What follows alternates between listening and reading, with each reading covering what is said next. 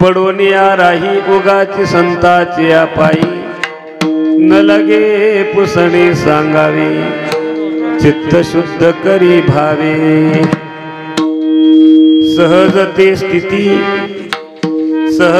स्थिती उपदेश परयुक्ती न लगे पुसणे सांगावे चित्त शुद्ध करी भावे तुका म्हणे भाव जवळी धरुणी आणि देव न लगे पुसणे सांगावे चित्त शुद्ध करी भावे सर्वांनी टाळी वाजून भजन करा विठ्ठल विठ्ठल विठ्ठल विठ्ठल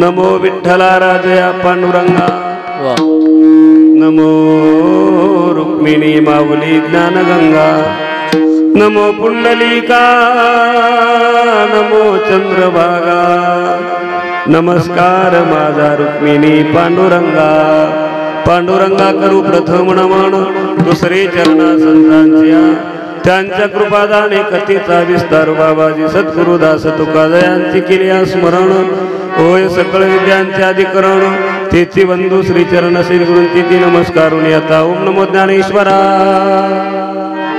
करुणा करा दयाला तुमचा अनुग्रह लागलो पावन झालो चराचरी यई ओ यई ओ यई ओ यई ओ यई ओ यई ओ यई ओ तावुया विलंब कावाया नावियला कृपारे विलंब कावाया नावियला कृपा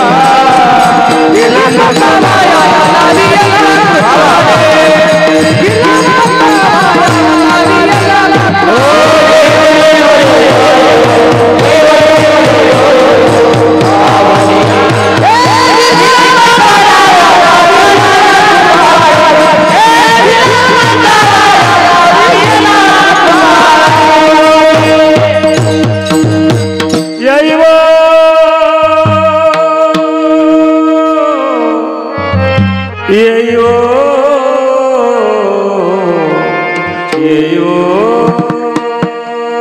दारुनिया विलंब कवायाला गेला कृपाळे विठाबाई विश्वंबरे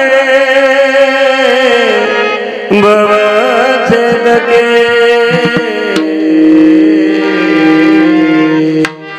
होते गुंतली से माय विश्व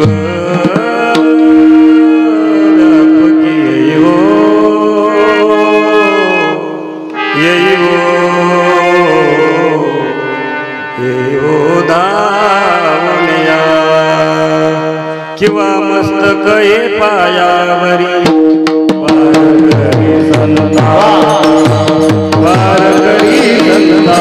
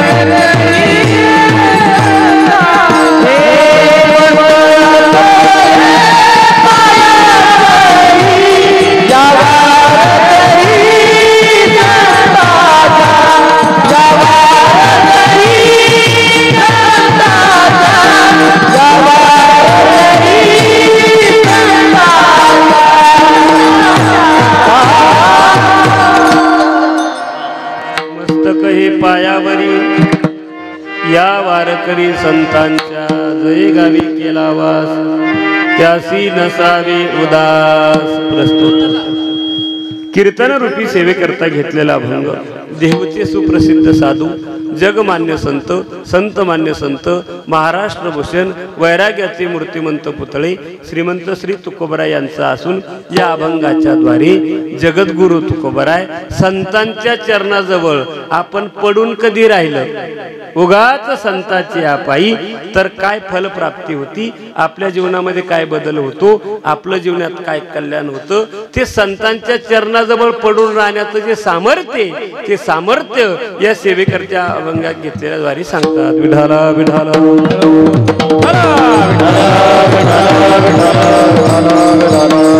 जगद्गुरु तुकोबराय म्हणतात भगवान परमात्मा भेटणं दुर्मिळ गोष्ट आहे।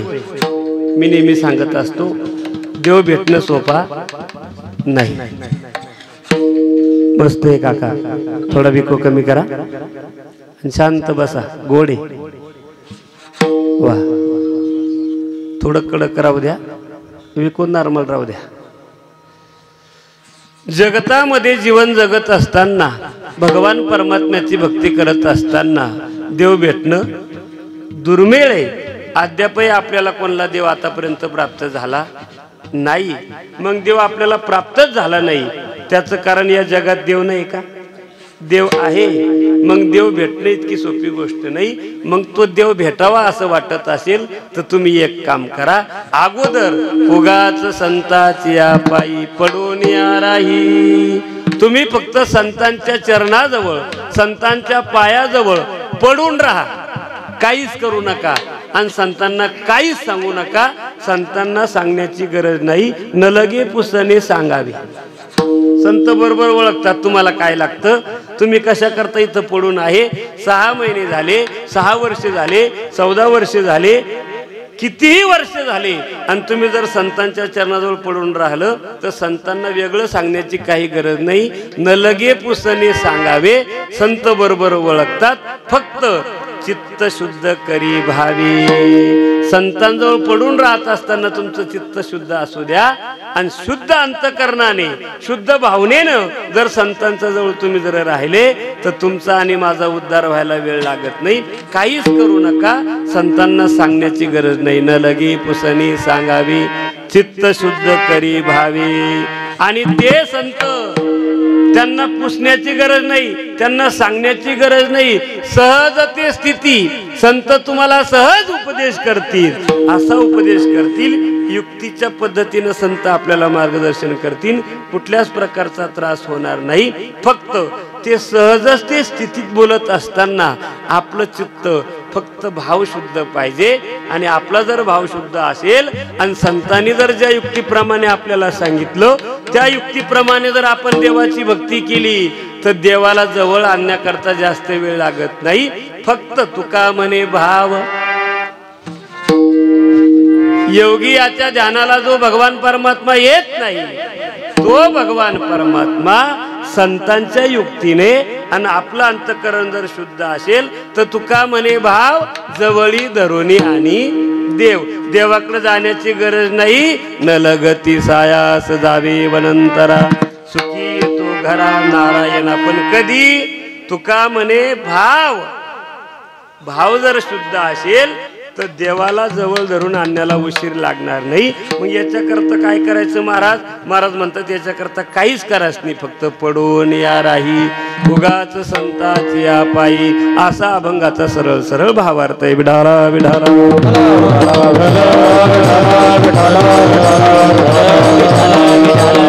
अभंगाचा भावार्थ तुमच्या समोर ठेवला, तुमच्या लक्षात आला असेल असं मी गृहीत धरतो. आणि उरलेल्या वेळात चिंतन सांगण्याच्या अगोदर, सेवेला प्रारंभ करण्याच्या अगोदर थोडासा परिहार द्यायचा. तो म्हणजे असा, सालाबाद प्रमाणे दरवर्षीप्रमाणे चालत आलेला नाम सप्ताह वर्ष 8व्या वर्षातील 3ऱ्या क्रमांकाची सेवा माझ्याकडे आली. मी माझं परम भाग्य समजतो. ज्यांच्या माध्यमातून ही सेवा माझ्याकडे आली आमचे ज्येष्ठ श्रेष्ठ गुरुबंधू हरिभक्त परायण आमचे कोमल महाराज जोशी देवाच्या माध्यमातून माझ्याकडे ही सेवा आली. मी माझं परम भाग्य समजतो. या ठिकाणी सुंदर असं श्री गजानन महाराजांचं मंदिर आहे, गोड आहे. आणि महाराष्ट्रभरामध्ये, भारत देशामध्ये विविध ठिकाणी श्री संत गजानन महाराजांचा उत्सव चालू आहे. एक संतांचा उत्सव चालू आहे म्हणून या अभंगाची निवड केली, दुसरं काही कारण नाही. आणि वारकरी संप्रदायाचा दंड की नसता तरी कीर्तनकारानं कीर्तनात भक्ती सांगावी, ज्ञान सांगावं, वैराग्य सांगावं, मग संतांचं सांगावं, देवाचं सांगावं, कीर्ती मानवाची गाऊ नाही. म्हणून त्या नियमाला अनुसरून सप्ताहाचा 3रा दिवस आहे श्री संत गजानन महाराजांचा उत्सव या ठिकाणी आपण करतोय. त्या उत्सवातील 3ऱ्या क्रमांकाची सेवा माझ्याकडे आली. मी माझं परम भाग्य समजतो. या मंदिराची संकल्पना ज्यांच्या अंतकरणात पूर्वीपासून होती त्या ज्येष्ठ श्रेष्ठ आणि कृपाक्षेत्र कैलासवासी अन्नपूर्णाबाई विठ्ठलसिंग ठाकूर यांच्या संकल्पनेतून आणि यांच्या विशेष सहकार्यातून हे मंदिर या ठिकाणी उभं राहिलं. आणि या संस्थांचे चालक अध्यक्ष श्री ठाकूर मामांच्याही माध्यमातून मला ही सेवा आली. मामा या ठिकाणी उपस्थित आहे.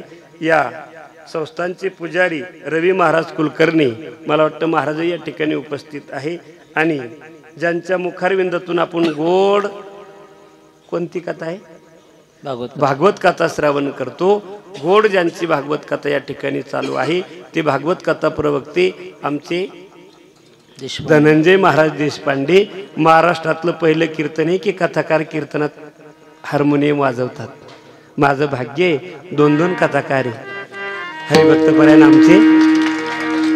आमचे प्रकाश महाराज देशपांडे. वा, दोन्ही गुरुजी माझ्या समोर. आता 2 कथाकार माझ्या समोर बसल्यावर विठ्ठल बाबा काय बोलते आपण हा.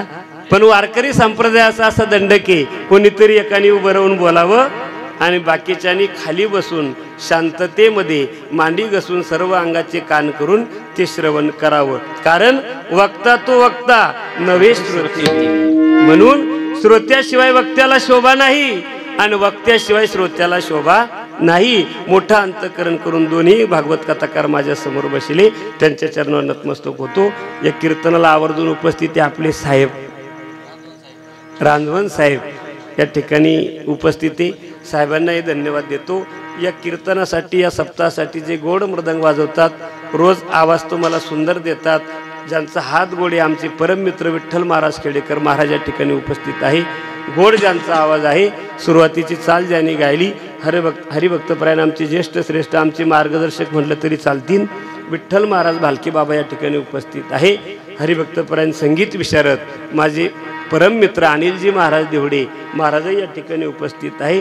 हरिभक्तपरायण सुरुवातीची चाल ज्याने गायली हरिभक्तपरायण संगीत विशारद आमचे किरण महाराज चव्हाण या ठिकाणी उपस्थित आहे. आणखीनही महाराज मंडळी चोपदार आहे, आमचे वारकरी बाबा आहे, छोटे महाराज आहे, हरिभक्तपरायण दिलीप बाबा या ठिकाणी उपस्थित आहे, कळंबे बाबा या ठिकाणी उपस्थित आहे. हरिभक्तपरायण आमच्या नागेश्वर संस्थानचे पुजारी हरिभक्तपरायण गोड व्यक्तिमत्व जे सुंदर काकडा करतात आमचे गुलाबराव महाराज बडे बाबा या ठिकाणी उपस्थित आहे. हरिभक्तपरायण देवदास महाराज इथलेच का वा वा रेपळ्याचे महाराज या ठिकाणी उपस्थित आहे. विलास महाराज या ठिकाणी उपस्थित आहे. भानुदास महाराज या ठिकाणी उपस्थित आहे. गोड ज्यांचं सिस्टम आहे संत गोरोबा काका साऊंड सिस्टम. माणसं कमी इतके साऊंड आहे कीर्तनाला, आजच्या श्रोते कमी इतके मॉनिटर इतके साऊंड लावलेले नांदे. सिस्टम लावायचा सुद्धा माणसाला नांदच पाहिजे त्याच्याशिवाय हे होत नाही. हे तर बऱ्याचशांकडे 10-15 लाखाचं सामान आहे पण लावता येत नाही. म्हणून आमचे मिस्त्री काका या ठिकाणी उपस्थित आहे. महाराजांच्या कथेला जे साथ करतात हरिभक्तपरायण अनिल महाराज या ठिकाणी उपस्थित आहे. आजच्या पंक्तीचे अन्नदाते काय नाव त्यांचं संतोष पाटील कोरके आणि विजय शिवाजीराव बराटे या 2 व्यक्तीचं आज अन्नदान होतं. खऱ्या अर्थानं श्री गजानन महाराजांच्या उत्सवामध्ये खऱ्या अर्थानं जर आपल्याला फल प्राप्त करून घ्यायचं असेल तर नामस्मरण करणं हे तितकंच गरजेचं आहे. पण जो व्यक्ती या सप्ताहामध्ये अन्नदान करतो ना त्या व्यक्तीच्या सारखा या जगामध्ये भाग्यवान व्यक्ती दुसरा नाही. मग ती स्त्री असो का पुरुष असो का येथे कशी दिधली अन्न जे श्री संत गजानन महाराज एक वेळेला अन्न करता जगामध्ये फिरत होते त्या श्री गजानन महाराजांना कोणी शुद्ध तांब्याभर पाणी प्यायला दिलं नाही. त्या संत गजानन महाराजांना कोणी शुद्ध अन्न खायला दिलं नाही. कारण या महाराष्ट्राचा नेमच साहेब, या महाराष्ट्रामध्ये साधूची किंमत आहे तर कळत नाही. संत आणि साधू या जगाचा निरोप घेतल्यावरच महाराष्ट्राचं दुर्दैव आहे की त्यांना संत गेल्यानंतरच कळाले. तुम्हाला सांगू जाने वाले कभी आते नहीं पण उनकी याद आती है. खऱ्या अर्थानं देहरूपाना जरी श्री गजानन महाराज इथं आता दिसत नसले तरी कोणाच्या तरी रूपामध्ये कोणाच्या तरी आश्रयाना श्री संत गजानन महाराजांचं वास्तव्य महाराष्ट्रातच आहे. म्हणून कोट्यावधी लोक श्री शेगाव निवासी त्या ठिकाणी रोज अन्नदान करतात. आणि महाराष्ट्रभरामध्ये कुठलंच गाव आता बाकी नाही, कुठलाच तालुका असा बाकी नाही की तिथं श्री संत गजानन महाराजांचं मंदिर नाही. का? कारण साधूमध्ये सामर्थ्य असतं आणि ज्यांच्यामध्ये सामर्थ्य असतं तेच साधू असतात. सामर्थ्याने गजाननाचा सामर्थ्याने गजाननाचा संकट जाईल माघारा गण गण गणात बोते गण गण गणात बोते गण गण गणात बोते. सांगू तुम्हाला श्री संत गजानन महाराजांचं जर नाव आपण नुसतं मुखातून घेतलं तर महाराज म्हणतात क्षणात पुसले आसू माय माऊली गजाननाने क्षणात पुसले आसू. पण कधी पदतीर्थाचे प्राशन करीता मुखी झळकले आसू माय माऊली गजाननाने क्षणात पुसले आसू. आणि श्री गजानन महाराज या जगामध्ये आज आपल्या आसू पुसताना दिसतात. नवल नाही, महाराष्ट्रातले वारकरी संप्रदायातले 18 संतांपैकी कोणत्याही संतांकडे पहा, प्रत्येक महाराष्ट्रातले संत समाजाचे आसू पुसण्याकरताच या जगात जन्माला आले. विठाला विठाला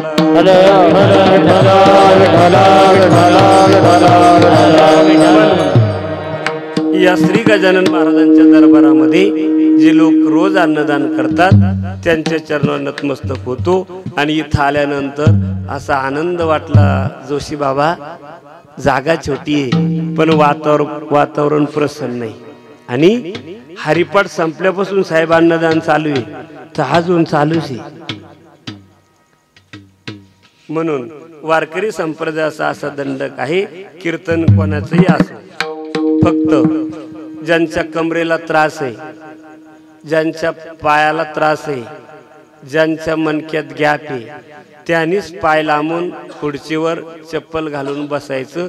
ज्यांना त्रास नाही त्यांनी व्यवस्थितरित्या असा नेम आहे वारकरी संप्रदायाचा की वक्त्याच्या पेक्षा उंच जागेवर कथेत कीर्तनात बसायचं. पण ज्यांना त्रास आहे ते बसले तर चालतात, काहीच अडचण नाही. आणि एरवी बी पुरुषापेक्षा कीर्तनामध्ये महिलांची संख्या जास्त आहे. आणि कुठेही असतेच, कुठेही पहा तुम्ही, देवाची भक्ती करत असताना पहा, संतांची भक्ती करत असताना, पंढरपूरच्या वारीत पहा, नाथ महाराजांच्या वारीत पहा, निवृत्तीनाथ महाराजांच्या. आणि आजचा दिवस हा महत्वाचा आहे. आज एका संतांची जयंती आहे आणि श्री गजानन महाराजांचा प्रगट दिन सोहळा आपण या ठिकाणी साजरा करतो. आणि श्री संत नरहरी सोनार महाराजांची आज पुण्यतिथी आहे. एका संतांची जयंती, एका संतांचा प्रगट दिन सोहळा आणि एका संतांची पुण्यतिथी. म्हणून हा दिवस पुन्हा माणसाच्या जीवनात येईल का नाही गॅरंटी नाही. म्हणून महिलांची संख्या या ठिकाणी जास्त आहे. आणि माझा तुमचा नवीन परिचय आहे. तुम्हाला कीर्तन आवडतं का तुम्हाला कीर्तन आवडतं मला माहित नाही बरं. आणि माझ्या समोर हे लाईव्ह चालू आहे. लाईव्ह कधी नंतर टाकणार आहे ना, तर काही फिकीर नाही समजा. आता ते महत्वाचंच आहे बरं का. आणि खऱ्या अर्थानं कीर्तनकारांना कीर्तन त्याच पद्धतीने केलं पाहिजे. पण काय होतं, या मंडपात आल्यावर बऱ्याचशा जणांचे चेहरे आताच झाकाळले, म्हणजे त्यांना बोर वाटतं. पण सांगू तुम्हाला, कीर्तन हसण्याकरता नसतंच, सकारात्मक बोलतात महाराज. कीर्तन म्हणजे विनोद नाही, कीर्तन म्हणजे मनोरंजन नाही. कारण कीर्तन म्हणजे आपल्या घरातली 65,000ची टीव्ही नाही. कीर्तन ही भक्तिशास्त्राची साधना आहे. या मंडपात आलेल्या प्रत्येक माणसाच्या अंतःकरणातली इच्छा असती की कुठेतरी जीवन जगत असताना आपल्या जीवनातली व्यवस्था व्हावी. वाटतं की नाही असं देव बाप्पा? लहान असो का मोठा असो, प्रत्येक माणसाला असं वाटतं की कुठेतरी कीर्तन ऐकल्यानंतर आपली संसारात काय झाली पाहिजे बडे बाबा, व्यवस्था झाली पाहिजे. प्रत्येक महिलेला वाटतं कुठेतरी आपली संसारात व्यवस्था झाली पाहिजे. प्रत्येक पुरुषाला वाटतं कीर्तन ऐकल्यावर समाधान प्राप्त झालं पाहिजे. मग एवढ्या दिवसापासून आपण कीर्तन ऐकतो, आपल्या जीवनामध्ये कधी आपली व्यवस्था झाली का? अनुभवू शकत नाही. कारण वारकरी संप्रदायाची ही कथा, वारकरी संप्रदायाचं हे कीर्तन, वारकरी संप्रदायाचा हा कार्यक्रम व्यवस्थेचा नाहीच. कारण या मंडपात आल्यानंतर, या कीर्तनात आल्यानंतर, जोपर्यंत स्त्री असो का पुरुष असो, या मंडपात आल्यानंतर जोपर्यंत आपण स्वतःच्या अंतःकरणातली अवस्था बदलत नाही तोपर्यंत व्यवस्था गजानन महाराज करत. मी बोलतोय कळतं का? आवाज येतो? मी बोलतो ते स्पष्ट कळतं का मावशी? जोपर्यंत या कीर्तनात बसल्यानंतर आपण स्वतःच्या अंतःकरणातली अवस्था बदलत नाही तोपर्यंत देव आपली जीवनात व्यवस्था करू शकत. मग कीर्तन हे अवस्थेचं आहे का व्यवस्थेचं आहे? बोला ना. कीर्तन हे अवस्थेचं आहे का व्यवस्थेचं आहे? बदलली काय पाहिजे? अवस्था. त्यावेळेस आपली संसारात काय होईल? व्यवस्था. मग असा माणूस नाही जगात की तो भक्ती करत नाही. प्रत्येक माणूस गजानन महाराजाची करत असेल, नरेंद्र महाराजाची करत असेल, भगवान परमात्म्याची करत असेल, ज्ञानोबराची करत असेल, तुकोबराची करत असेल, स्वामी समर्थाची करत असेल. वाटेल तेवढे संत जगात आहे आणि वाटेल तेवढे देव जगात आहे. असा माणूसच जगात नाही की तो देवाची भक्ती करत नाही. भक्ती सगळेच करतात, पण अद्यापही आपली जीवनात संसारात व्यवस्था झाली. याचं कारण आहे आपली भक्ती तशी. भक्ती रोज चालू आहे. कोणी म्हणतं गणगण गणा, कोणी म्हणतं स्वामी समर्थ, कोणी म्हणतं जय गुरुदेव, कोणी म्हणतं रामकृष्ण हरी, कोणी म्हणतं जय माऊली. वाटेल तितका प्रकार आहे गे नाही. माणूस बदलला, शहर बदललं, गल्ली बदलली, वार्ड बदललं, कॉलनी बदलली की भक्ती बदले. पण भक्ती सगळेजण आपण कशाची करतो? देवाचीच करतो. मग एवढे वर्ष झाले कोणाच्या स्वप्नात तरी देव आला का मावशी? आला? मग आपण भक्ती करत नाही का रोज? आता सध्या गजानन महाराजाचा उत्सव चालू आहे. गजानन महाराज हे झालं की लगेच शिवरात्र. शिवरात्रीला तर पहा तुम्ही महाराज, अहो शिवरात्रीला जर तुम्ही जंगलात गेले बडे बाबा आणि तुम्ही जर जंगलात जाऊन बेलाच्या झाडाकडे पाहिलं तर असं वाटतं या बेलाच्या झाडाचा का घटस्फोट झाला, काय याची फारकती झाली. पान राहत नाही कधी शिवरात्रीला. त्याच्याही पेक्षा श्रावण महिन्यात पहा तुम्ही देवा, लगेच श्रावण महिन्यात महिनाभर बेल महादेव, बेल महादेव, बेल महादेव, बेल. कोणत्याही माणसाकडे पहा, सकाळी 5 ते रात्री 10 वाजेपर्यंत बेल महादेव, बेल महादेव. ज्याला जेव्हा वेळ सापडल तेव्हा तुम्ही महादेव म्हणा फक्त, तेव्हा महादेव. काही माणसं सुशिक्षित असतात ना आपल्यासारखी, त्याला हातात बेल न्यायची लाज वाटते देव बाप्पा, तर ते कॅरी बॅग मध्ये बेल भरत्या. कॅरी बॅग पन्नी माहिती ना. आणि जेव्हा वेळ सापडल तेव्हा हातात पन्नीत बेल महादेव म्हणा. हातात पन्नीत बेल महादेव, हातात पन्नीत बेल महादेव, हातात पन्नीत बेल महादेव. किती दिवस? महिनाभर. आणि काही नाही मिस्त्री काका, महिनाभर हातात पन्नीत बेल महादेव. महिना संपला, फक्त पन्नी बदलती. का खोट आहे विठ्ठल महाराज? महिनाभर कशात बेल व्हायला आपण? ते बेल व्हायची जी कॅरी बॅग आहे पन्नी, ती बेल व्हायच्या वेळेस कोणत्या कलरची असती? पांढरे. आणि श्रावण संपल्यावर काळी. काय काळी म्हणते तुम्ही बी? भक्ती केली नाही का आपण? हा केली ना, फक्त महिनाभर केली. याचं कारण आहे आपल्या भक्ती करण्यामध्ये कुठल्या तरी प्रकारचा स्वार्थ. आणि आपली चव बी बदलती ना. महिनाभर बांधल्यासारखी होते ना ती. खातीन बे काय दुसरं माती. म्हणून जीवन जगत असताना महिनाभर देवाची भक्ती केल्यावर देव भेटणार. बरं असं काही नाही सगळं सोडून द्या मंदिरात. कामामध्ये काम काही म्हणा राम राम जाईल भवश्रम. कामामध्ये काम काही म्हणा राम राम जाईल भवश्रम. जाईल भवश्रम सुख होईल दुःखाचे. जाईल भवश्रम सुख होईल दुःखाचे. कामामध्ये काम काही म्हणा राम राम जाईल भवश्रम. कामामध्ये काम काही म्हणा राम राम जाईल भवश्रम सुख होईल दुःखाचे. जाईल भवश्रम सुख होईल दुःखाचे.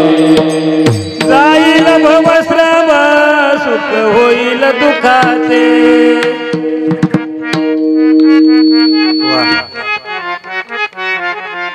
असे माणसं कथेत आणि कीर्तनात पाहिजे, पण तुम्ही डायरेक्ट कथा कर झाली घोडे. जाईल भवश्रम सुख होईल दुःखाचे. असं सांगितलं का सगळं सोडून द्या देवाच्याच मंदिरात बसा? नाही, कामही करा. काम करते चलो.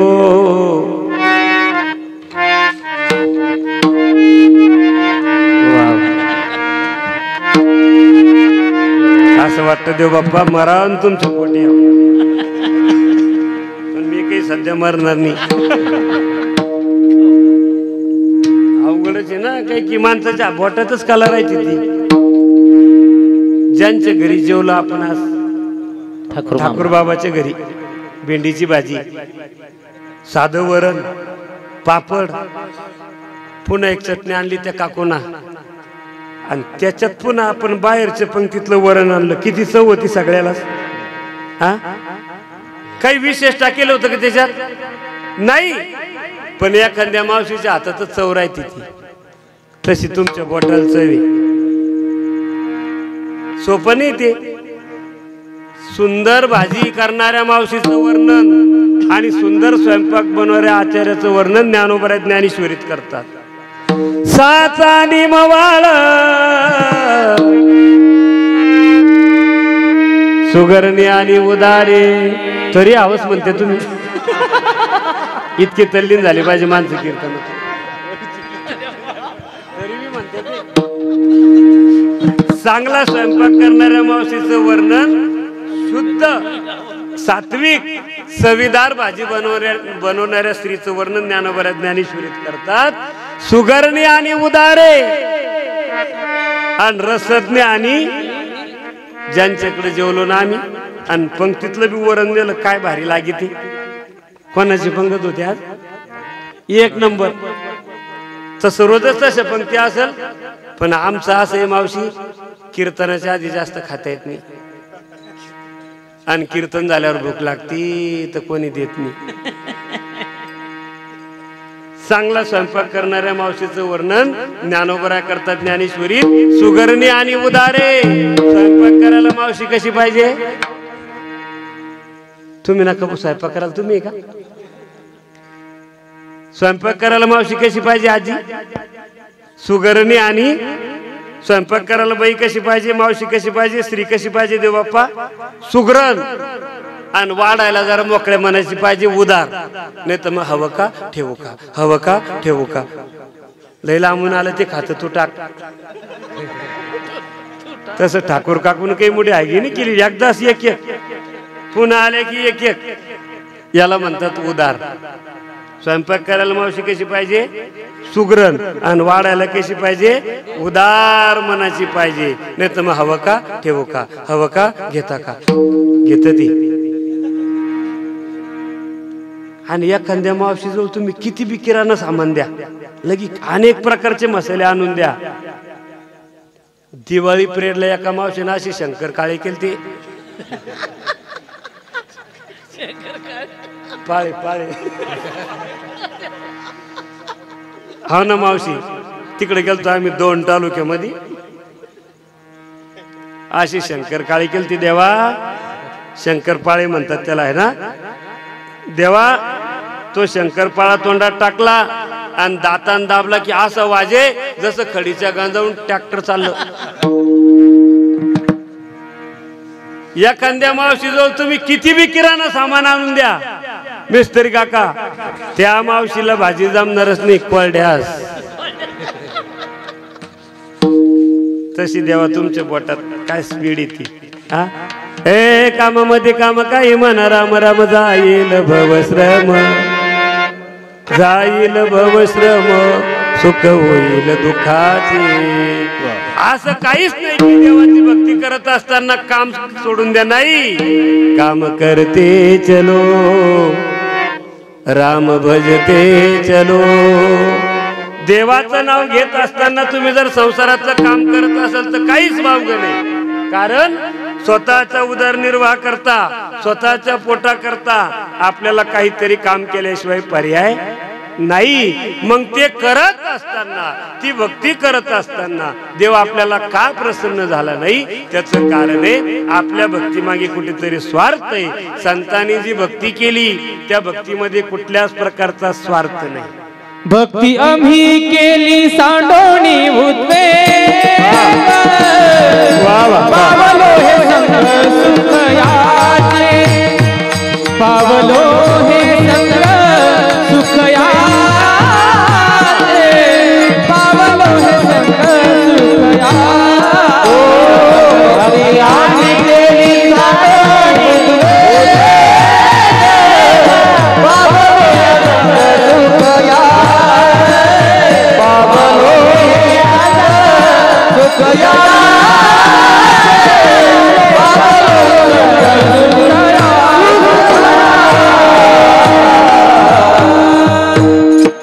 अनिल महाराजांकरता एकदा टाळी वाजवा. काय आवाज आहे महाराज. भक्ती आम्ही केली सांडोनी बुधवेग पावलोय संग सुखयाचे.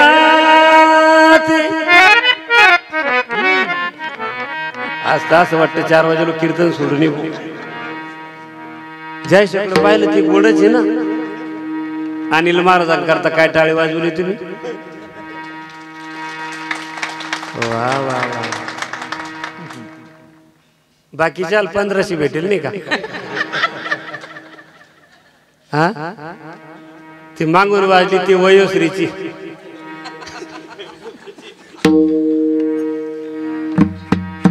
किती अवघड. काय आवाज आहे महाराजांचा. हा टीव्ही पाहतो ना आपण सगळे. पिक्चर पाहतो ना आपण सगळे. मालिका. तुम्ही इकडे सारखं बरं का असं साहेब. अशी गायकी चित्रपटात काही की 6 वर्षाचं पोरग आहे आपलं. 6 लगी कमी नाही जादा नाही. 6 वर्षाचं हे मफलर बांधून राहिलं का. हे वर बसून एवढंच आहे. काय नाही तो गौरव. एवढंच पोरग आहे आपलं. असे गाणी साहेब चित्रपटात काही की ना. असे गायक आहे. एवढंच पोरग आहे आपलं. सकाळी झिटाकीला जरी एक झलक लागली सैराट मधली तर पोरग मावशी एवढ्या थंडीच्या दिवसात रग अंगावून फेकून देतो. एक झलक नाचून घेतो. कोणाचं सांगतोय. कोणाच्या पोरात सांगतोय. आपल्या कीर्तनकाराच्या. हे कीर्तनकाराचं सांगू राहिलो तर मग बाकीच्या याच्या पुढे असं किती गायक. कोणतं गायक आहे त्या चित्रपटात. सैराट मध्ये कोणत्या गायकानं गाणं गायलं करे. पाहतो ना आपण सगळे टीव्ही. एक मालिका चालू आहे साहेब टीव्हीवर 4 वर्षापासून. आता मागच्या महिन्यात बंद झाली. काय कोणती मालिका. 8:30 लागती. थोडा विको कमी करा. 8:30 लागती पहा ती मालिका. आता मागच्या महिन्यात बंद झाली का काय कोण. त्या मालिकेतलं एक विशेष पात्र आहे काका. 4 वर्ष ती मालिका चालली. त्याच्या बी आधी ती मालिका चालू होती. आता लोक चालूच होती. त्या मालिकेतलं एक विशेष विठ्ठल महाराज. एवढ्या दिवस ती मालिका चालली तर त्या मालिकेतली आणखीन सासू मिली नाही आणि सून म्हातारी झाली नाही. म्हणजे त्याच्यातल्या मालिकेतल्या त्या सुनाचं नाव आहे पहा गोपी. म्हणजे म्हणजे हा म्हणजे सातनी बाना इतका पाठा. कधी पा गोपी तशीच आणि तिची सासू बी तशीच. किती मान गाय किती किती पात्र भारी भारी येतात. पण त्यांच्याकरता कधीच टाळी वाजवायची नाही साहेब. का. त्यांचं गाणं कानानं ऐकलं तर महाराजाचं 6 वर्षाचं येडं होण्याची दाट शक्यता आहे. काय चित्रपट सृष्टीतल्या गायकाचं गाणं जर कानानं ऐकलं तर महाराजासारख्याच 6 वर्षाचं येडं होण्याची दाट शक्यता आहे. बुद्धिभ्रष्ट होण्याची दाट शक्यता आहे. पण त्याच गाण्याच्या चालीवर, त्या चित्रपटातल्या गायकाच्या चालीवर, त्याच रागात जर ज्ञानोबरायचं तुकोबरायचं एखादं प्रमाण जर इथून आपण गायलं आणि ते जर तुम्ही सर्व अंगाचे कान करून ऐकलं तर 450 किलोमीटर वरच्या भगवान परमात्म्याचं दर्शन जाफराबाद या गावातून होतं. कुठून होतं दर्शन देवाचं. आता शिक पेटलं भाऊ. मग गायक कोणता मान आहे. सातनी बन सातिया मधला का, सैराट मधला का. नाही, गायक तो उद्धाराला माझ्या वारकरी संप्रदायाचा. आणि हे गात असताना सर्व अंगाचे कान करून जर आपण ऐकलं तर त्यांचं गाणं जर आपल्या हृदयापर्यंत गेलं तर 450 किलोमीटरवरच्या भगवान परमात्म्याचं दर्शन या मंडपातून होण्याचं सामर्थ्य या गायकातून आहे. म्हणून यांच्याकरता टाळी वाजवली पाहिजे.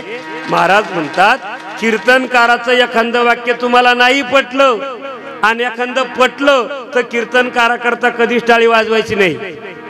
कारण कीर्तन अलीकडच्या काळात रग अंगावर घेऊन बी पाठ केलं जातं आता. पण महाराजांचा मृदंग वाजवणं आणि अनिल महाराज, विठ्ठल महाराज, आमचे किरण महाराज, संपूर्ण गायक मंडळी यांचं गायन शिकायला तिथंच जावं लागतं. कुठं? गुवाहाटीला नाही, श्री क्षेत्र आळंदीला 3 वाजेला उठून थंड्या पाण्यानं स्नान केलं. एक बोल 6 महिने तेवढं लेख हाती पाहतायचे. पण वाजला की कसं वाटतं, चुकून या कंद्या माणसाच्या अंगावर पडू नये हात. 3 दिवस तापी कशी बोट झाली पाहणं वानेरा जात सारखी. सकाळी 3 वाजता उठून इंद्रायणीच्या घाटावर स्नान करून एक बोल 6 महिने घासावा लागतो. एक राग 2-2 वर्ष बसत नाही. तेव्हा एवढा गोड आवाज येतो. सुंदर प्रमाण दिलं महाराजांना. भक्ती आम्ही केली सांडोनी उदवे पावल वये संग सुख याची. भक्ती करत असताना श्रावण महिन्यापुरती संतांनी भक्ती केली नाही, महिनाभर संतांनी भक्ती केली नाही. दीन रजनी हाती धंदा गोविंदा ते पवाडे एवढंच नाही, जागृती स्वप्न सुषुप्ती नाठवी. जागृती स्वप्न सुषुप्ती नाठवी.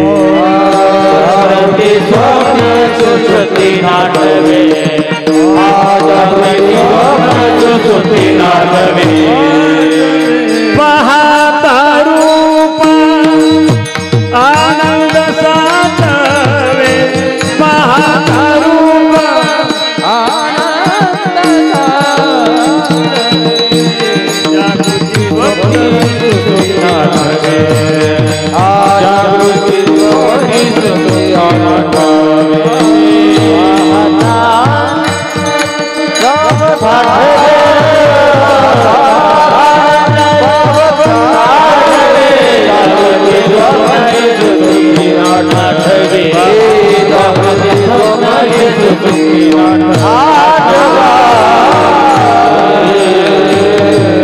म्हणून ते संत ज्यांनी जागृती अवस्थेमध्ये भजन केलं, ज्यांना स्वप्न सुद्धा स्वप्न ते कैसे नये स्वप्नासी किंवा दुःख ते कैसे नये स्वप्नासी.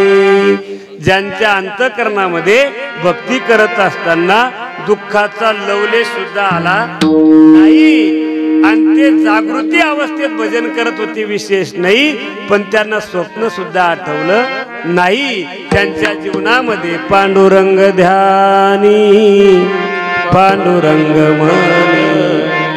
जागृती स्वप्नी पांडुरंग आणि जागृती स्वप्नी सुषुप्ती नाटवे किंवा बोधपुत्र निर्माण झाला जेव्हा.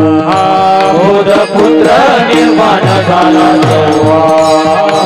म्हातारी मरून गेली तेव्हा. म्हातारी मरून गेला तेव्हा. भक्ती बहीण धावून आली गावा. भक्ती बहीण धावून आली गावा. आता संध्या मी कैसी करू गे. झाली संध्या माझा गेला. आता हृदय प्रगटला. आता संध्या मी कैसी करू गे. झाली संध्या माझा गेला. आता हृदय प्रगटला.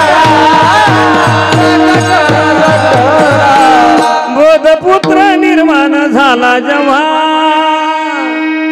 ममता म्हातारी मरून गेली तेव्हा. काही बाया म्हणतील आता कधी मेली माहिती. ममता नावाची म्हातारी नाही. लोभ ममता दवडू आशा उदर वेतेचा ओळसा.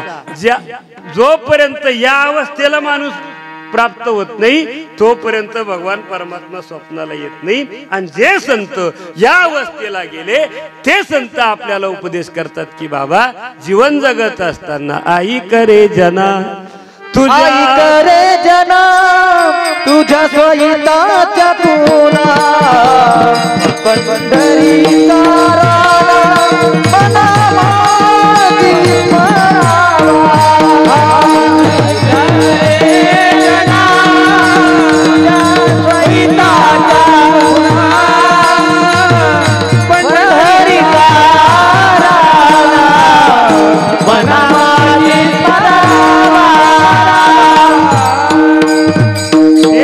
आपल्याला उपदेश करतात की जीवन जगत असताना तुम्ही एक काम करा, करा रे बापानो साधन हरीचे धनी करणीचे करू नका.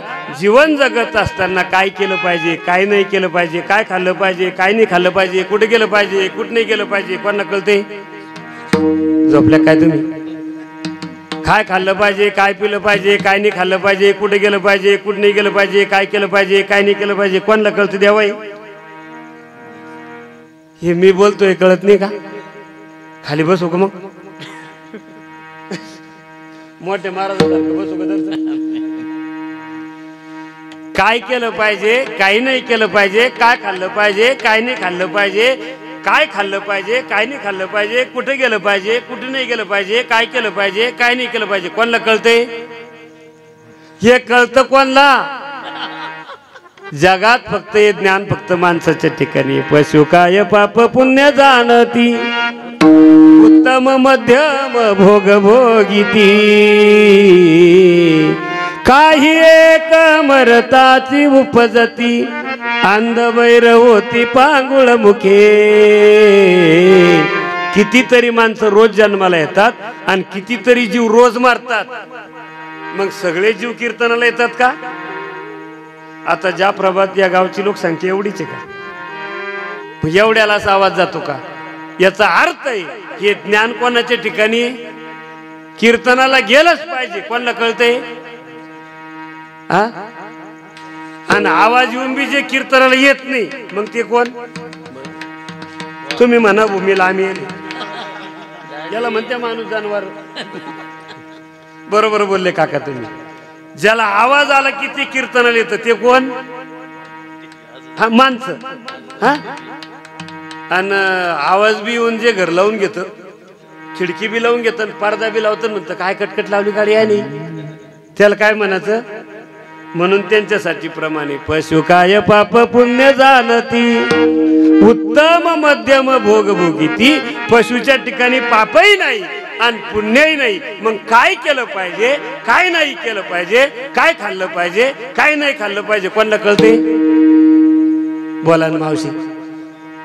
माणसाला कळतं नाही. कोलं पाहिलं तुम्ही? कोलं कुठं राहतं? कोलं गावात. तुम्ही म्हणले ना असं जंगलात वावरात ऊसात. कोलं कुठं राहतं? आणि कोल्याच्या आवडीचा विषय खायचा काय? ऊस. नेहमीच ऊस खायचं. कोलं कोल्याला सप्ताह माहित नाही, पंगत माहित नाही, दिंडी माहित नाही, हरिपाठ माहित नाही, काहीच माहित नाही. हरिपाठ द्यायला फुगड्या खेळणं माहित नाही, काहीच नाही.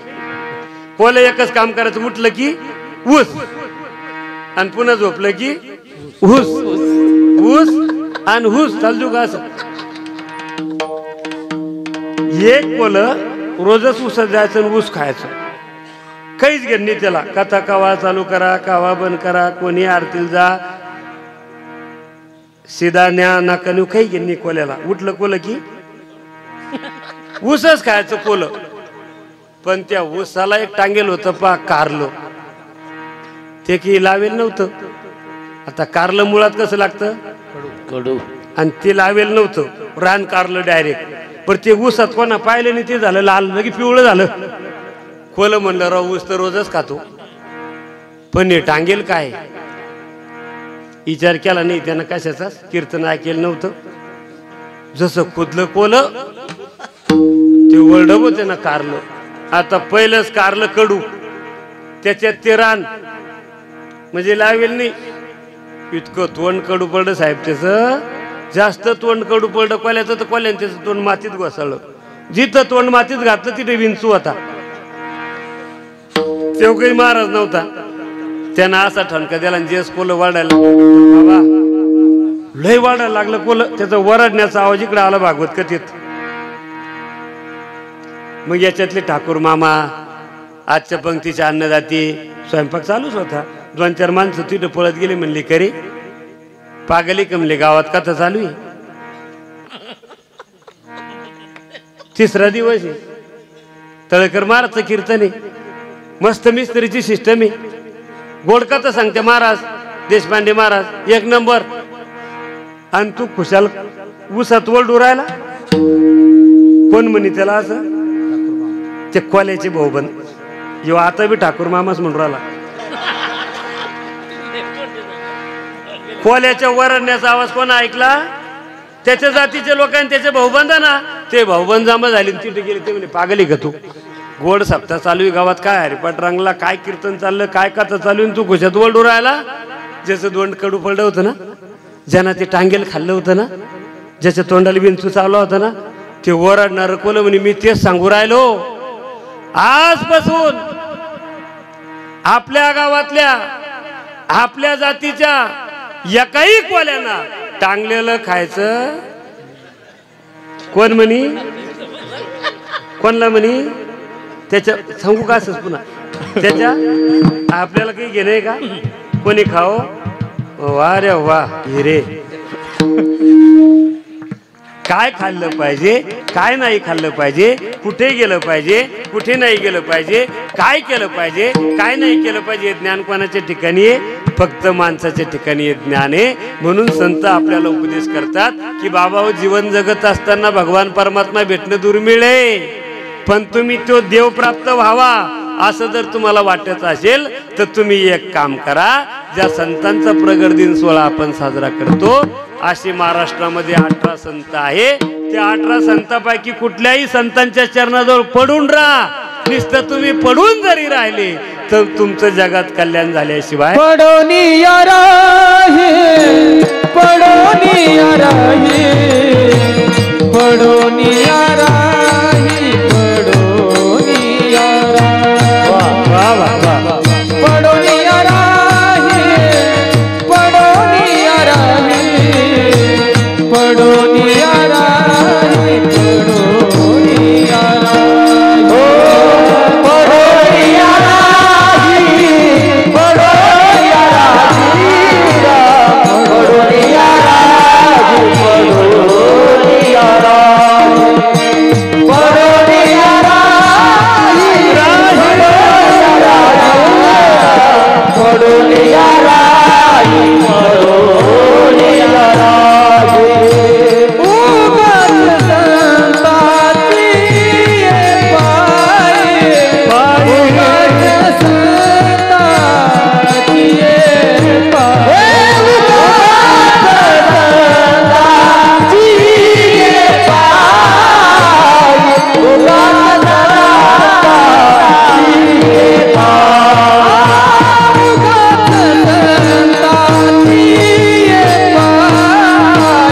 उगत संतांची पायी उगत संतांची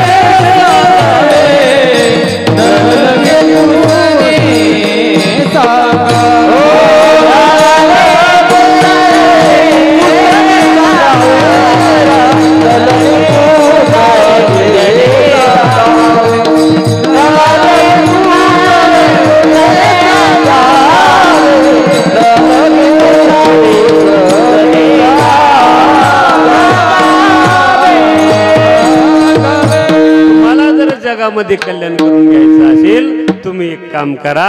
अशा संतांच्या चरणाजवळ फक्त पडून राहा. नुसतं पडून राहायचं. महाराज म्हणतात हो काहीच करू नका, हलवू नाही चालू नाही, सैरा वैरा काहीच करू नका. वडील वारलेले होते, संतांजवळ पडून राहिलं तर की माणसाचं जीवनात कल्याण होतं. ज्वलंत उदाहरण तुमच्या समोर ठेवतो. श्री क्षेत्र पैठणचं. वडील वारलेले होते, एकच मुलगा आणि आई.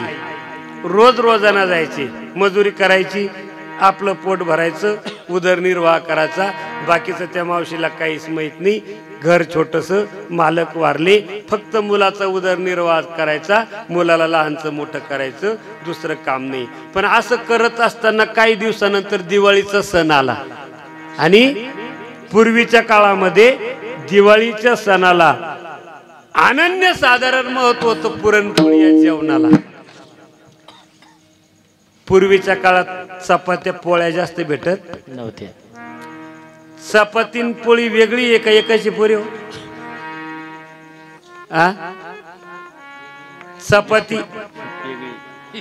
चपाती म्हणजे साधी आणि पुरण म्हणजे पुरणपोळी.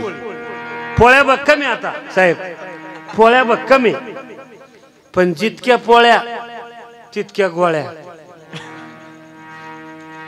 सकाळी उठल्या उठल्या तुम्ही फक्त गोळी म्हणा. सकाळी उठल्या उठल्या गोळी, तोंड धुतल्यावर चहा प्यायच्या आधी गोळी, चहा पिल्यावर गोळी, 11:30 वाजता जेवणाच्या अगोदर तुम्ही फक्त गोळी म्हणा.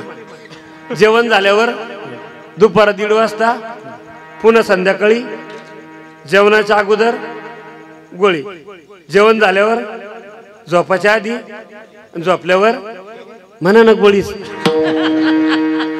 सांगा तुम्ही एका माणसाला 10-15 गोळ्या आहे. पोळ्या किती खात माणूस? 2 पोळ्या भक्कम आहे, पण जेवढ्या पोळ्या तेवढ्या.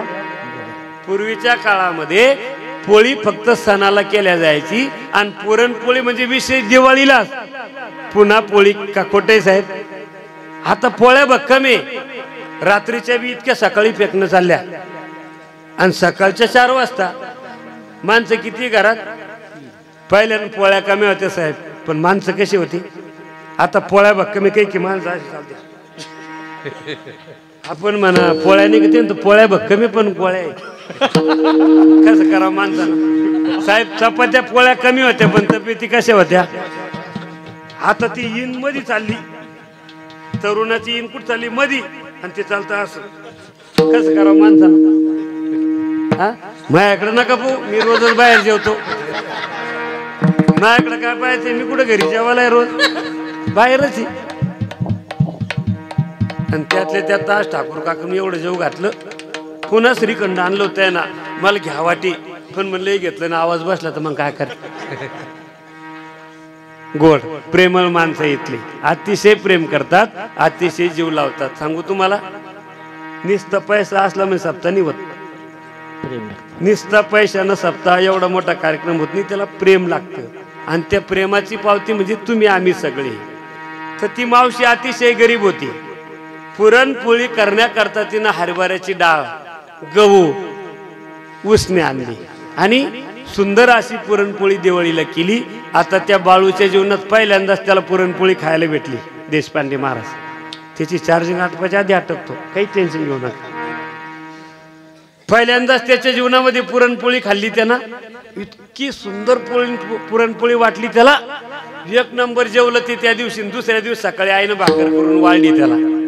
काल दिवाळी झाली, दुसऱ्या दिवस सकाळी त्याच्या आईनं भाकर टाकली, पुन्हा भाकर वाढली. ते पोरग जेवेश ना, ते पोरग म्हणे आई मला काल केलती का? तीच दे लगी तशीच.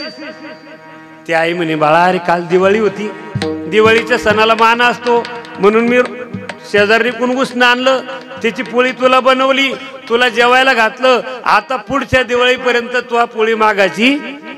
राग राग उठून गेला पोरग आणि रूम मध्ये जाऊन झोपून राहिलं. संध्याकाळ झाली, आईनं परत उठवलं, बाळा आपण गरीब आहे. लेकराला काय आठवतं ते? लेकरू म्हणायचं नाही, आई मला काय पाहिजे? सगळ्यांचे जेवण झाले. 2-3 शेजारनी मावशी तुमच्या सारख्या तिच्या जवळ आल्या. म्हणले झाले का ताई जेवण? म्हणले मी जेवले, पण माझं लेकरू सकाळपासून जेवलं. म्हणले काय म्हणणे त्याचं? म्हणले त्याला फक्त पुरणपोळी पाहिजे.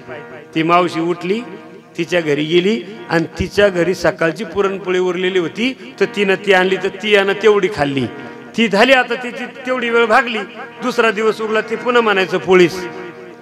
पोरग बी जरा माझ्यासारखंच होतं. ते म्हणायचं बाकी काहीच नको, आता मला काय पाहिजे. त्या 2-3 त्याच्यातल्या महिला मंडळ पैठणला गेलेल्या होत्या. त्या म्हणे एक काम कर, तू तर काही याला रोज पुरणपोळी देऊ शकत नाही, तू एक काम कर, याला घे आणि तू श्री क्षेत्र पैठणला जा. तिथं नाथ महाराजांच्या घरी रोज पुरणपोळीचं जेवण आहे. म्हणले ठेवतीन ते माझ्या मुलाला. म्हणले तू फक्त घेऊन जा, काहीच टेन्शन घेऊ नको. तू याला तिथे नेऊन सोडलं की तुझ्या जीवनातली काळजी लेकराच्या हट्टापायी, मुलाच्या हट्टा करता बाईनं लेकराचा हात धरला. श्री क्षेत्र पैठणला गेली. पैठणला गेली तर नाथ महाराजांचं रामायण चालू होतं. रामायण संपलं, नाथ महाराज खाली उतरले. हे मावशीन दर्शन घेतलं. लेकरू हातात. म्हणले बाबा काही करा, पण एवढं लेकरू मला याला इथं ठेवायचंय.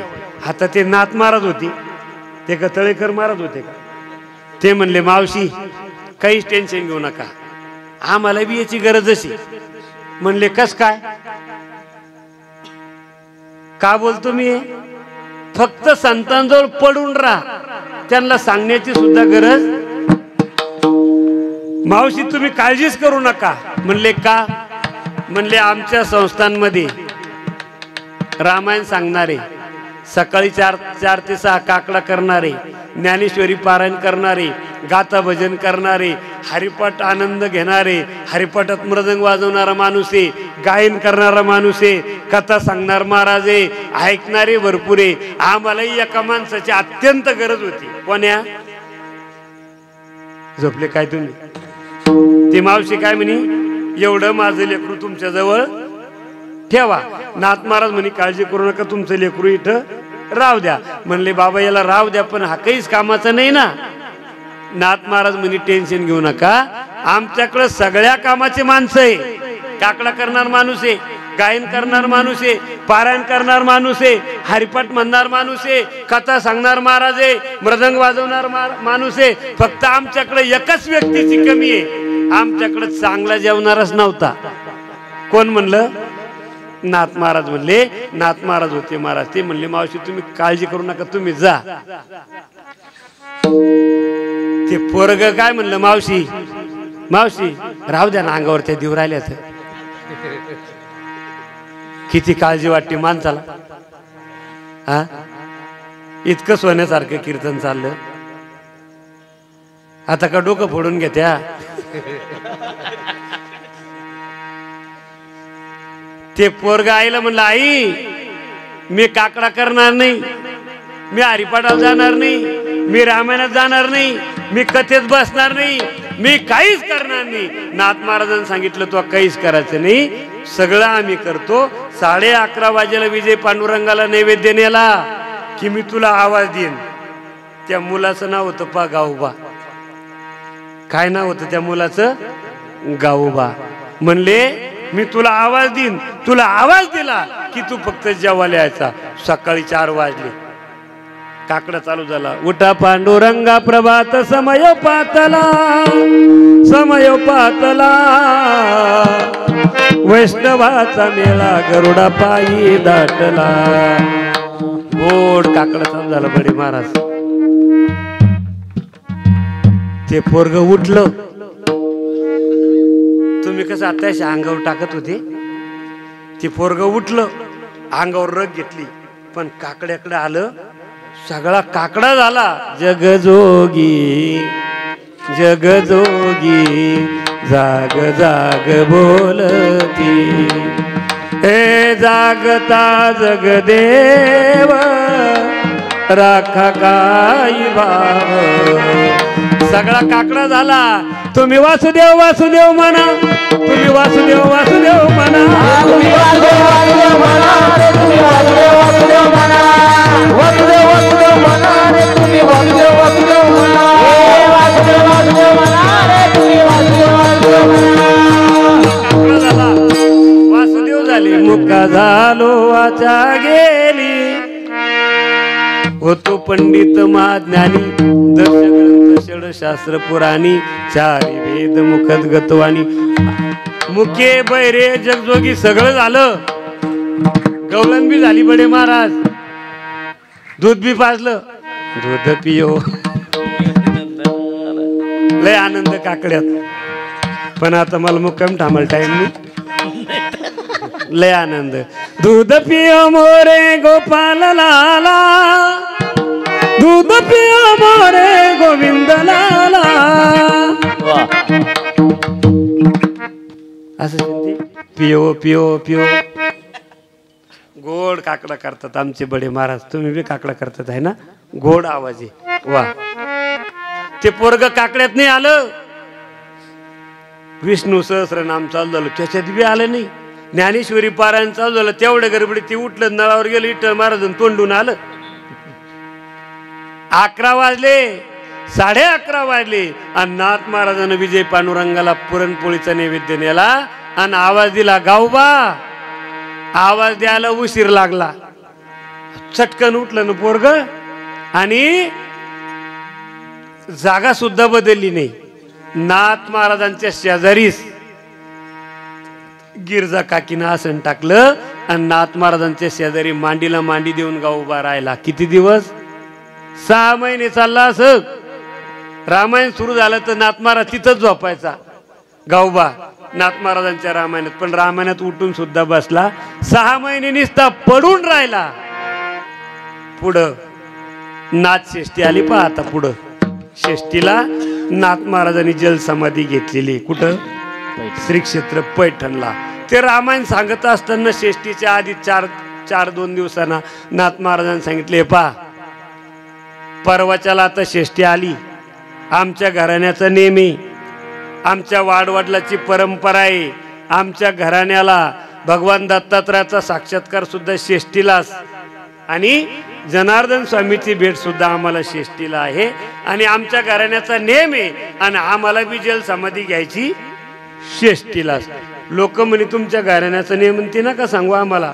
हे राहिलेलं रामायण कोण पुरं करल नाथ महाराज म्हणे त्याची काळजी करू नका मी जल समाधी घेणार आहे पण तुम्हाला माझ्यापेक्षा चांगली महाराज देतो आता तिथे रांजण साहेबासारखे मिस्त्री काकासारखे ठाकूर मामासारखे जोशी महाराज सारखे काही माणसं होते ते म्हणे नाथ महाराज चालले ना चाल जल समाधी घ्यायची जाऊ द्या पण दुसरे महाराज कोणत्या तिथे नाव विचारा बरं म्हणे बाबा तुम्ही चालली खरंय पण मग राहिलेलं रामायण सांगायला आम्हाला कोण देते तुम्ही म्हणले गावोबा बाकीच्या लोकांचं नुसतं डोक्याला हात आणून घेतलं म्हणे बाबा याला पोती नाही जमणार याला पोळीचं जमन यो काय पोती सांगन नाथ महाराज म्हणे काळजी करू नका माझ्यापेक्षा चांगली कथा यो सांगल आणि याची कथा एक दिवस मी इथं बसून ऐकतो आणि तुम्हाला सांगितल्यावरच आणि तुम्हाला आवडल्यावरच मी जल समाधी दुसरा दिवस उगला आणि श्री संत नाथ महाराजांनी ज्या आसनावर बसून रामायण सांगितलं असं सांगतात उत्तरकांडातलं आरण्यकांडापासून उत्तरकांडाकडचं जे रामायण तिथून पुढचं नाथ महाराजांचं ते तिथून पुढचं सगळं रामायण नाथ गावोबानं लिहिलेलं आहे नाथ महाराज ज्या आसनावर बसत होते साईडला बसले आणि स्वतःच्या हातानं गावोबाचा दंड धरला आणि त्या आसनावर बसवलं आणि नाथ महाराजांनी गावोबाच्या डोक्यावर हात ठेवला कृपा कटाक्षे न्याळीले आपुल्या पदी बैसविले बापर खुमा देवी वरु विठ्ठले भक्ता दिधले वरदान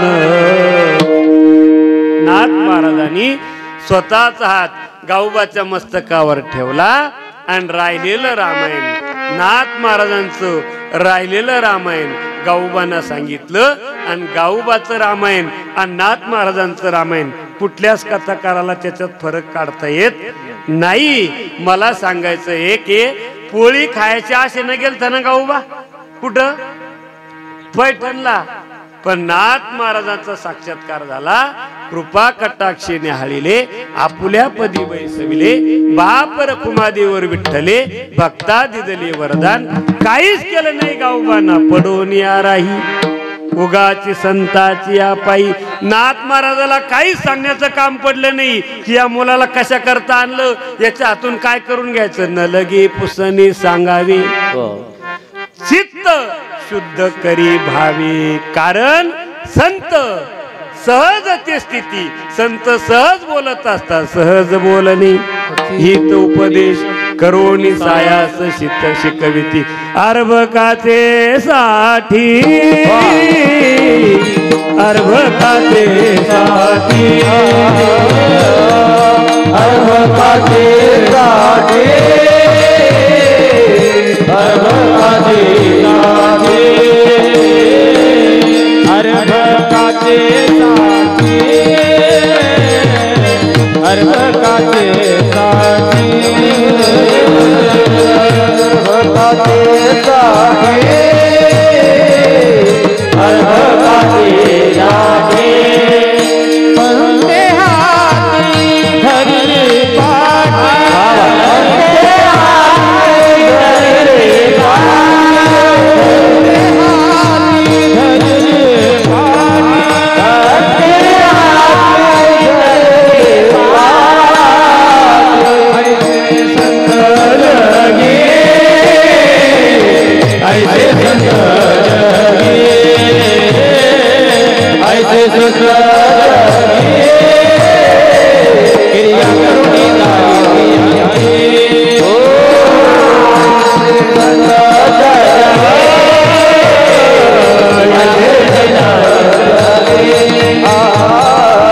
ऐसे संत लगे, ऐसे संत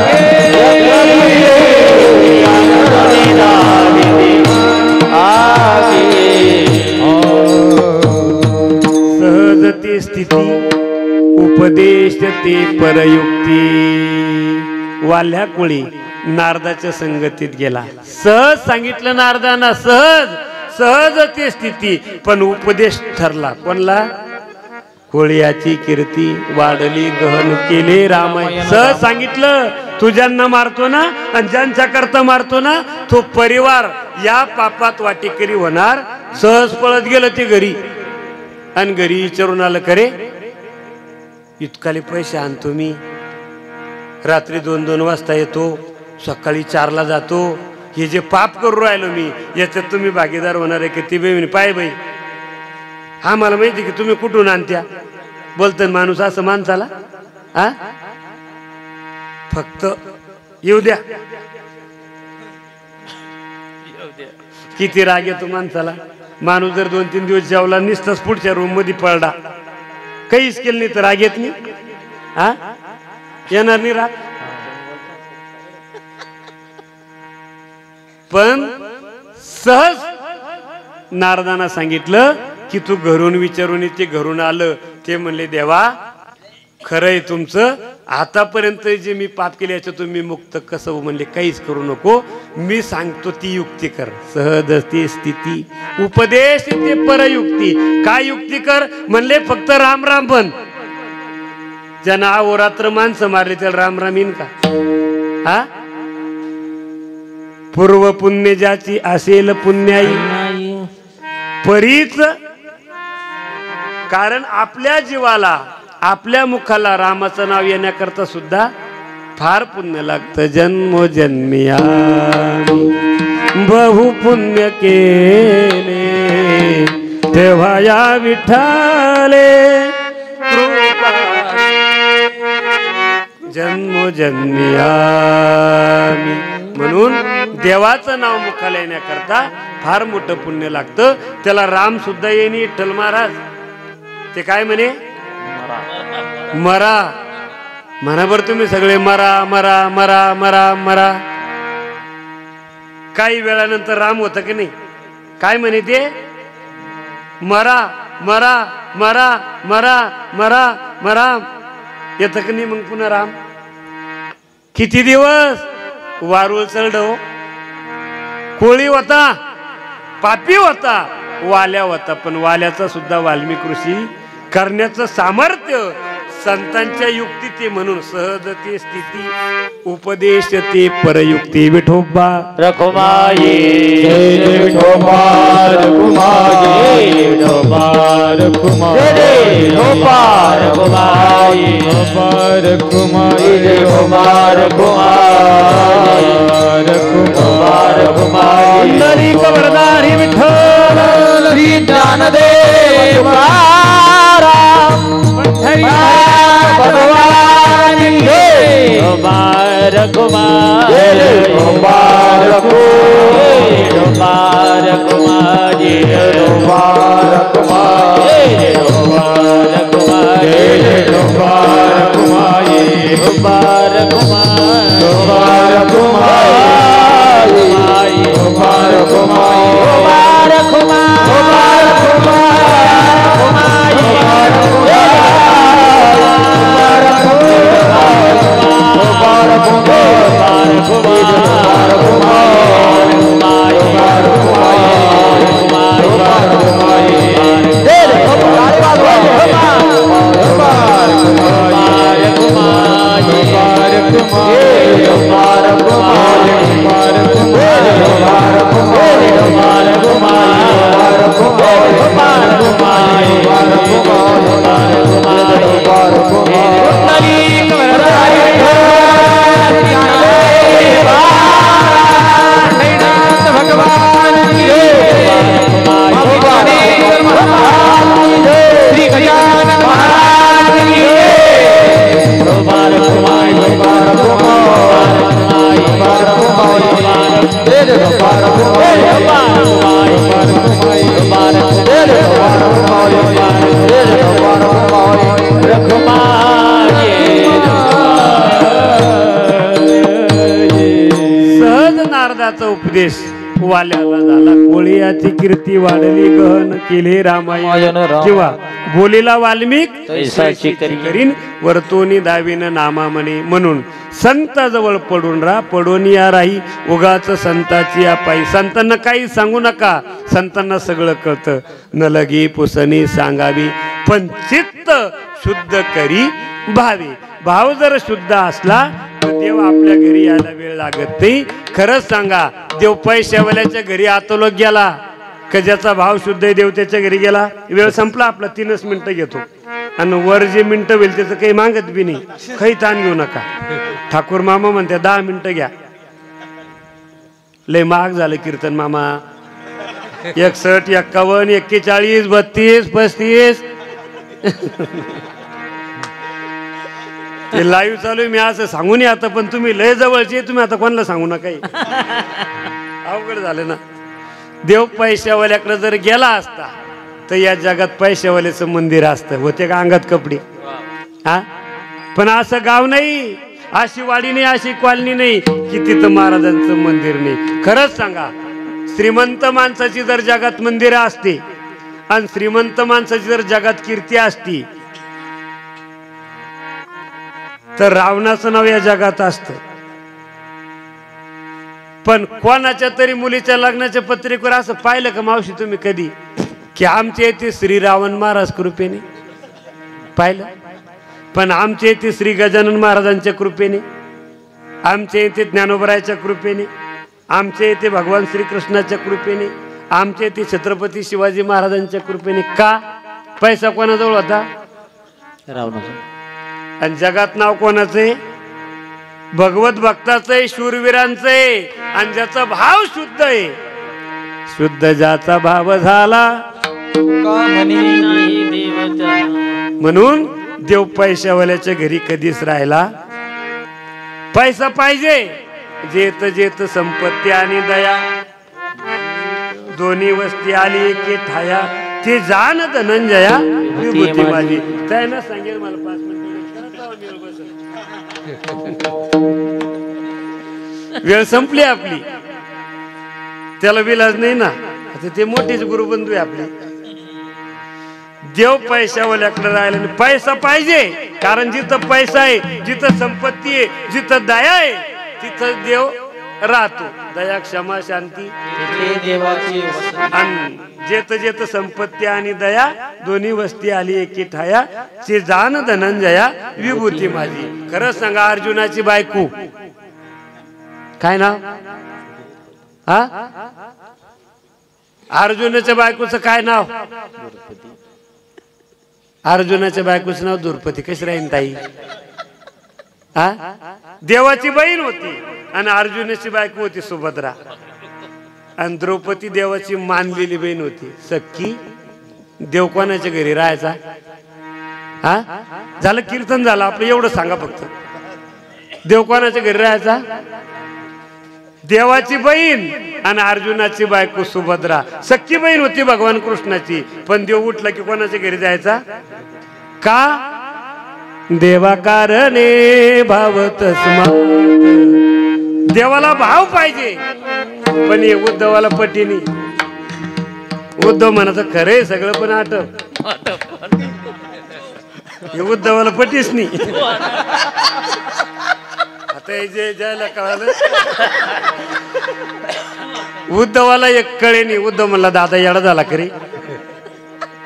उद्धव म्हणला दादा येडा झाला का? आपली सख्खी बहीण कोणी? सुभद्रा. आणि उठला तू कोणाच्या घरी जातो? देव म्हणला उद्धवा तसं नाही. तुला भाव कोणाचा शुद्ध आहे पाहायचं का? चाल म्हणले. सकाळची वेळ होती. काही वेळ लावत नाही. 3 मिनिटं घेतो. उद्धवाचा हात धरला. देवाचा हात धरला. उद्धव आणि देव तिथं गेले. कुठं? सुभद्राताईच्या घरी. सकाळी 8 वाजेची वेळ होती. सुभद्राताई नेमकीच उठून ब्रश करत होती. देवाने सांगितलं ताई मला लय भूक लागली, काहीतरी खायला कर. किती वाजेला? 8 वाजेला. आता जो देव सगळ्या जगाची भूक भागवतो विठ्ठल बाबा, त्याला भूक असेल का हो? हा, पण त्याला फक्त दाखवायचं तू उद्धवाला भाव कोणता शुद्ध आहे. ती म्हणले पा आता वाजले 8. अर्जुनाची बायको होती ती. उशिराच उठते अर्जुनाची बायको. म्हणले आता वाजले 8. आता मी ब्रश करणार, मग मी तोंड धुणार, मग मी चहा घेणार, मग मी फिरायला जाणार बाहेर जॉगिंग करायला. हा, ते डेपास पोताड गळ्यात गुतून असं. तिकून मी येणार, मग मी स्नान करणार, मग मी स्वयंपाक करणार आणि तोपर्यंत 2 वाजणार. तुम्हाला दम निघत आणतं पहा. नाही तर मग एक काम करा. किचन रूम मध्ये फ्रीज आहे. फ्रीज मध्ये 2 सफरचंद आहे. किचन रूम मध्ये जा. किचन वाटेवरचा चाकू घ्या. फ्रीज उघडा. 2 सफरचंद घ्या आणि दोघं भाऊ 2 चिरा आणि खा. याला म्हणते हुशार बाई. काय म्हणे ती? मला स्वयंपाक करायला वेळ. कोण म्हणे? सख्खी बहीण. देव किचन रूम मध्ये गेला. फ्रीज उघडलं. सफरचंद घेतले. 2 सफरचंद हातात घेतले. किचन वाट्यावरचा चाकू बी घेतला. चाकू घेतला आणि सफरचंद कापलंच नाही. देवाना बोट कापलं. बळबळ बळबळ देवाच्या बोटाचं रगत निघायला लागलं. रगत निघत असताना उद्धवाना पाहिल्यानं सांगितलं ताई दादाच्या बोटाला बांधायला काही कपडा आणि काही चिंधी आण. अर्जुनाची बायको साहेब, भगवान परमात्म्याची बहीण. किती साड्या असतील आपल्या सगळ्याच्या घरी. मंगळवारची वेगळी, बुधवारची वेगळी, गुरुवारची वेगळी, शनिवारची वेगळी, रविवारची वेगळी.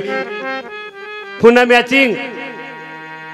सगळं तसंच. लाल तर लालच आणि बुरकत किती अवघडे बडे. कमाला चिंतायची बी. इतके कपडे सांभाळायची कमाले. कीर्तना इकडे याचं तर मी शर्ट नवं घातलं आणि धोतर जुनं घातलं. ज्या प्रभात मध्ये आल्यावर कळालं हे उलट झालं. कमालच आहे ना. 15 कपाट उघडे. तिला चिंधी सापडली देवाच्या हाताला बांधाला. देवानं तसंच बोट हातात धरलं आणि देव द्रौपदीताई इकडं आला. द्रौपदीताई सकाळची वेळ होती. तुळशीची पूजा करत होती. लांबून पाहिलं. अरे म्हणले दादा अरे काय केलं? काय लागलं तुझ्या हाताला? म्हणले असं असं भूक लागली होती. सफरचंद घेतलं. सफरचंद कापलंच नाही. बोट कापलं. घरात जाणार कधी? कपाट उघडणार कधी? आणि देवाच्या हाताला चिंधी बांधायला आणणार कधी? क्षणाचाही विलंब न लावता पूजेचं ताट खाली टाकलं आणि देवाच्या बोटाला चिंधी बांधण्याकरता डोक्यावरचा पदर खाली घेतला आणि पदर फाडण्याकरता हात घातला.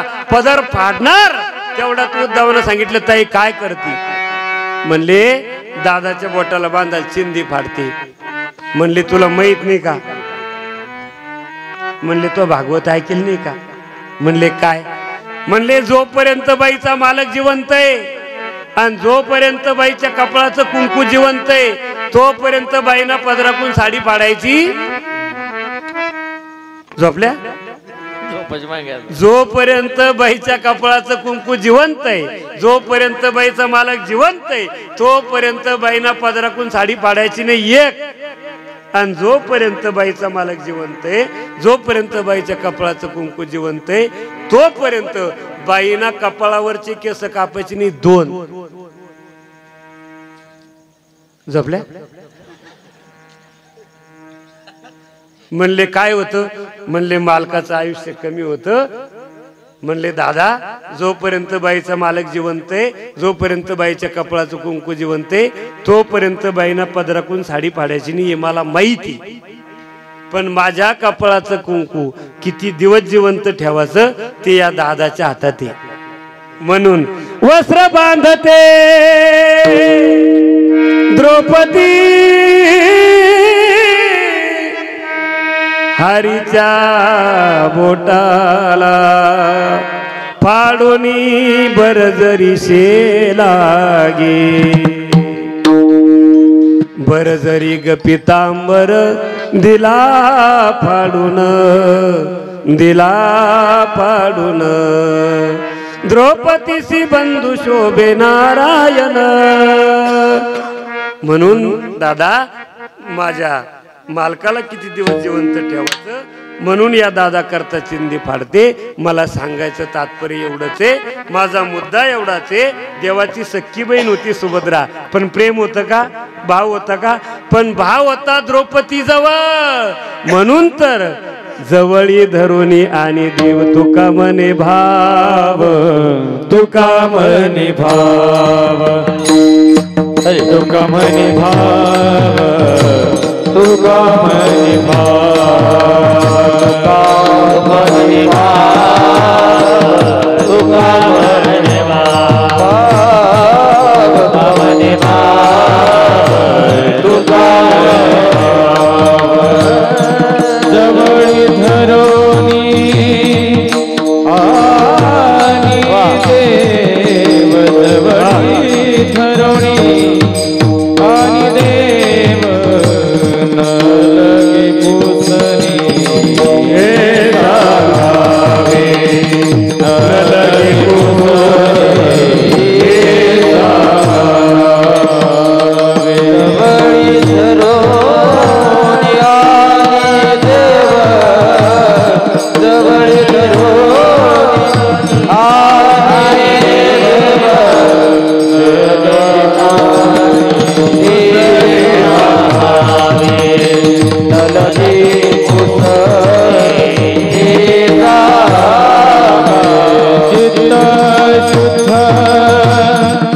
करी भावे, करी भावे, करी भावे, करी भावे. जित शुद्ध, जित शुद्ध करी भावे, भावे, चित्त शुद्ध करी भावे,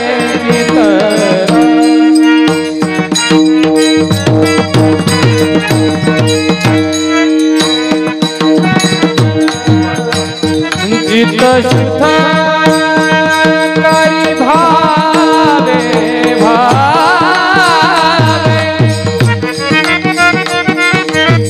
भावे.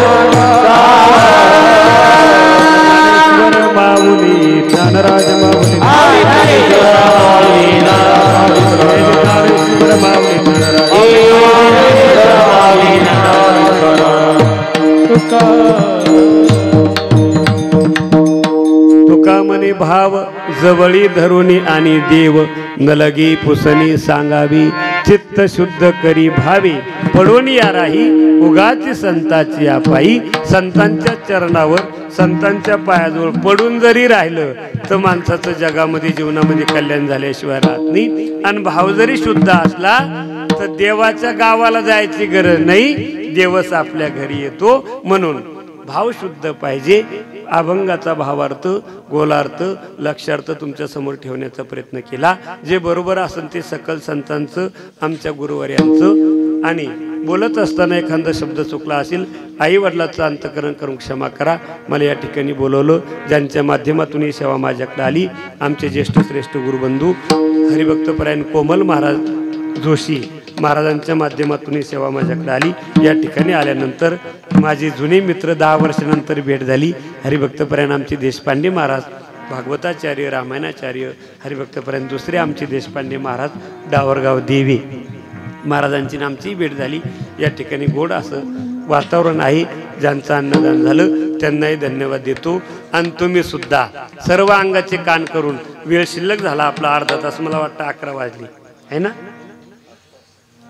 काही जागी काही झोपले, त्याला काही विलाज नाही. आता तुमच्या सगळ्यांकडे पाहून चांगलं सांगा वाटतं. हसणं म्हणजे काही कीर्तन नाही. आधी करून महिला मंडळाची संख्या जास्त आहे. पुनश्च एकदा झालेली सेवा श्री संत गजानन महाराजांच्या चरणावर समर्पित करतो. विठ्ठल जय जय विठ्ठल. ज्ञानदेव